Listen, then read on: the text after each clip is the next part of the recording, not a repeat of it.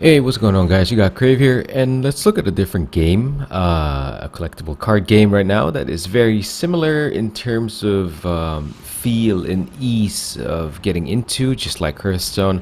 So this game is called Elder Scrolls Legends. So I don't think anyone, or it would be very rare to see someone who's a stranger to the Elder Scrolls universe, and if you're a fan of Elder Scrolls, then this means that you are going to be finding some very, very strong, familiar feels to the Elder Scrolls games that you've been into, whether that be the single player game or the online Elder Scrolls online game that we see in the consoles or in the PC.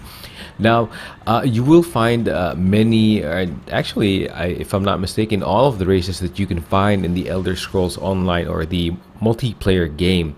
So you do have the Bretons, the High Elves, the Nords, the Argonians, the Khajiit, and yeah, you're gonna see it. All these races battle it out on the on the virtual board, and of course, in a CCG like this, in a collectible card game, it's pretty. Some things are pretty standard. You can't really stray too far from an existing formula. Otherwise, you might get your players lost. So, of course, being a CCG, some of the standard features is that you do have your 30 lives or your 30 hit points that you have to manage and make sure that your opponent doesn't bring you down to zero or less than that. Now, in addition to card game systems, you have mana or magicka, as you would call it in the Elder Scrolls universe, that you have to manage.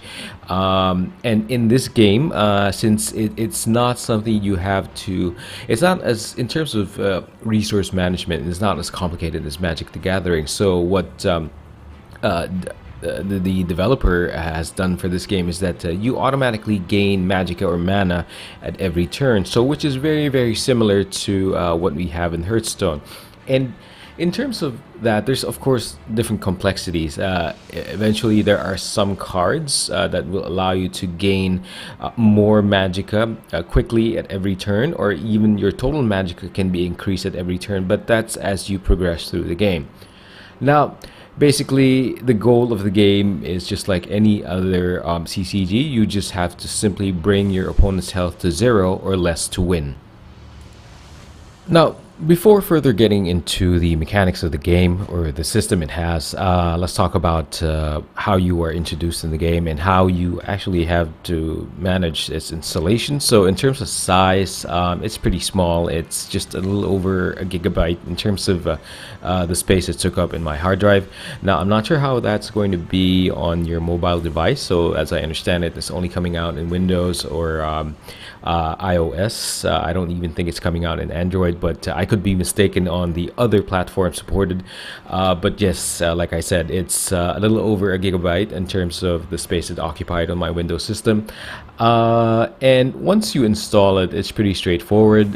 You are immediately pushed into the sort of mini story that most CCGs have. So it's not really anything very complicated. It's just a little bit of voiceovers to tell you how you're progressing with the story and who you have to go up against with, and of course you battle it out on the virtual board. And I think most CCGs will be like this. The only CCG that might be different in the upcoming future is I think CDPR's Gwent game. As I understand it, they wanted to show you guys a two-dimensional world in terms of how you progress the story, and it's quite lengthy the way they built it up. But of course, since we have no information on that, let's just skip that for a bit. Now, going back to the Elder Scrolls Legends, so yeah, it's pretty straightforward. You install and you get into the game. Now, once you get into the game, if you played Magic the Gathering, Hearthstone, or other CCGs, it has a very similar feel, like I said earlier, in terms of mechanics. So you got summoning effects, which are only applied one time per permanent you put into play, and this is usually a creature. You've got enchantments, which can be global in effect and stay in the game unless you've got another permanent or another action, which is usually a spell you cast that can remove that enchantment in the game. You've got mechanics like First Strike and Trample, which basically First Strike, which means that you do get to hit your opponent first, or and trample, which means that if, let's say, you've got a bigger creature, a whole lot stronger creature that goes against your enemy, the enemy's creature, and you have excess damage, it basically just carries over to the enemy player. So that's in Elder Scrolls Legends, that's basically charge and breakthrough. So first strike. Oh, sorry, I might be misremembering the term for Magic the Gathering on what first strike is, but basically charge is that once you put a creature into play, you are able to just basically attack immediately without having to wait for your next turn. And breakthrough is your trample ability. And what else am I missing? Basically, you do have a host of abilities carried over from other CCGs. Now, even if you're new, they're not at all difficult to understand, all these mechanics. I mean, card games are all the rage right now, and a lot of people, and we have to thank Hearthstone for that. And I suppose we also have to thank its predecessor games like Magic the Gathering. Yeah, but like I said, it's not really difficult to get into this Elder Scrolls Legends. You won't feel lost while you're playing the game.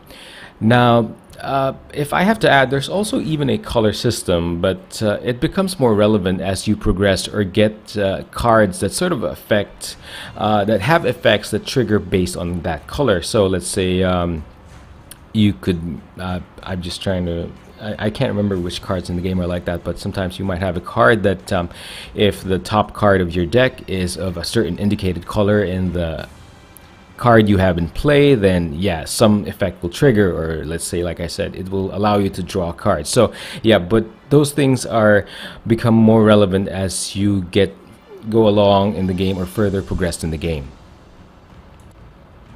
If I have to mention any distinct features in the game, that would have to be the lane systems, the prophecies trigger, and the rune system. Now, let's go and discuss the rune system and how it affects or relates to the prophecy system. Now, the rune system is basically you have these 5 runes, or these runes around your player portrait. So every time you take a certain damage threshold, a rune is taken out of your character portrait, and it allows you to draw a card. So that's very important in most TCGs if you've been playing into it, if you've been playing them for a while, as it allows you to basically have something in hand that can sort of turn the tide of the battle, whether that's an enchantment that destroys, an action, or a spell that sort of destroys all the enemy creatures, or deals a certain amount of damage to all enemy creatures, or silences a creature, or gives you health. Basically, drawing cards just allows you to have something in hand that can help you. And yeah, that's basically the rune system. Now, the prophecy system is that if you, for example, you lose a rune and you happen to draw a card with a prophecy attribute or trait to it, what happens is that it allows you to basically just play that prophecy card for free right there in the middle of your opponent's turn. So that's pretty big, because what happens here in the prophecy system is that if, let's say, for some reason you're able to draw a very strong creature card in the middle of your opponent's turn, as he damages you for 5, and you lose a rune, and you draw a prophecy card, you can play that prophecy card. What if it's a 7/7 creature, 7 damage and 7 hit point creature? So that's sort of very strong. It can sort of surprise or blindside your opponent, thinking that, okay, I have the upper hand, I have 2 strong creatures right now, but all of a sudden, because of the prophecy system, you come up with this really strong card in the middle of your opponent's turn, which sort of allows you to, yeah, it allows you to use it during your own turn. So that's how the rune and the prophecy system interact. Now, the last distinct feature, I think, at least for me, that's how I see it in the Elder Scrolls Legends, is the laning system that you have. So basically, in most CCGs, you have one standard lane. That's where all your creatures are, and that's where they all deck it out and just kill each other. The laning system in Elder Scrolls Online is quite different. You have 2 different lanes, and sometimes there are different properties per lanes. I'm not sure whether they plan to change it once the actual game goes live, but yeah, you do have 2 lanes. So creatures can be placed on the left or the right side of the lane, and it will really depend on where you want to place them. Now, some lanes will have certain properties, like I think it's a smoke screen property, or basically the right lane. What I've observed is that it allows your creatures to hide or be untargetable by other creatures until you do something with that creature. Let's say you attack. Now, of course, those creatures can still be targeted by the spell effects of other players or your own effects, but in terms of other creatures being able to attack it, it won't be possible. So this also means that creatures in other lanes won't be able to directly attack creatures from the opposite lane. So that sort of creates different strategies for in a CCG like the Elder Scrolls Legends. So I know it probably might be new to some people, but it's not complicated at all. Like I said, it creates a nice certain level of variety to the game, and I think that this is really a very strong feature in the Elder Scrolls Legends. And without taking too much away, and given that I've only spent about 5 or 7 hours in the closed beta, yeah, I admit that I just still have a lot to learn. I'm still struggling with the solo arena part. It's pretty hard, actually. It's quite surprising if you consistently win in the story mode, and I think I only conceded once, mainly because my son wanted to have milk, and I didn't really have a choice but to close down the game for a while. I had to concede that fight, I think. But otherwise, I progressed pretty fast in the story mode, which allowed me to get into the solo arena mode. And yeah, I so far lost 2 matches. I'm having difficulty progressing the solo arena, but yeah. I'm still pretty new, but overall, I think I hope I've given you guys a good feel of what the Elder Scrolls Legends is like. I might upload one more video for this game just to show you guys the gameplay without my voiceover. If I can't find any good games, it doesn't really matter whether I win or lose. It's just the quality of the gameplay. If I can't find any, then I won't upload any more content for this game. But yeah, I do hope I gave you guys a pretty good impression of what the Elder Scrolls Legends is like.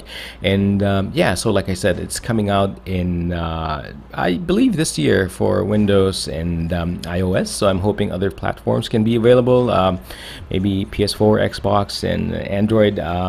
Yeah, so I do hope it comes out in other platforms. It's looking like a challenger to Hearthstone. I'm not sure whether they can actually challenge the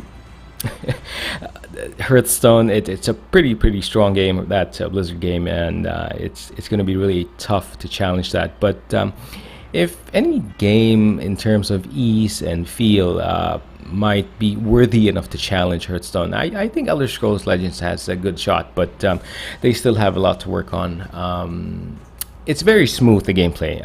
There's no denying it, but it sort of lacks pizzazz, I think. A certain amount of oomph to it. I'm not sure how to put it, but yeah. So once again, guys, this has been Crave, and thanks for listening, and I'll talk to you soon.